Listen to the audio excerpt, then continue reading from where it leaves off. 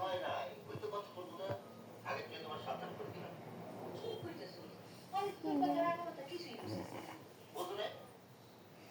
আগে তোমার নামে বিন্দু টাকাটা পাঠিয়ে দিতে না, এখন বিয়ে হয়েছে।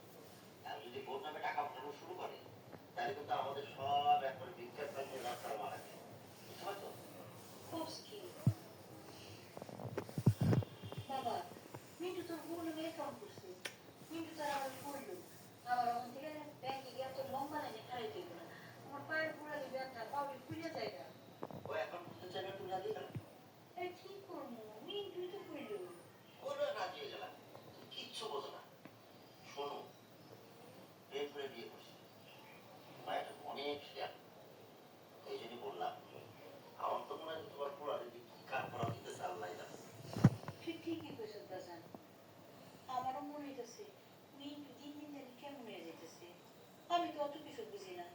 আমার মিন্টুরা মনে তাবিজ টাবিজ করছে, কিন্তু ও আমার চিনে না। আমি ওরে এমন টেরা দিব না। তুমি আমার এক কথা বলছো, তুমি একবার পুরার পক্ষে নাও, বেটার পক্ষে নাও। তোমার কথা একবার পাল্টে ঠিক নাই। ভালো লাগতেছে না, একটু ঘুরে আসে।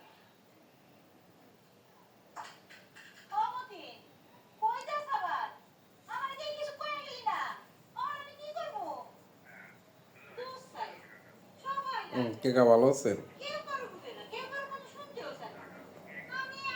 সোমবার আসবে না কাকা?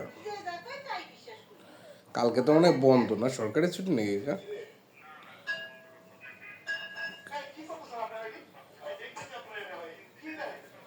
আর সোমবার আসবে না কাকা? সোমবার আসবে না কাকা? না কালকে আসবো, মানে কালকে একটু কাজ আছে, সোমবার আসবে না।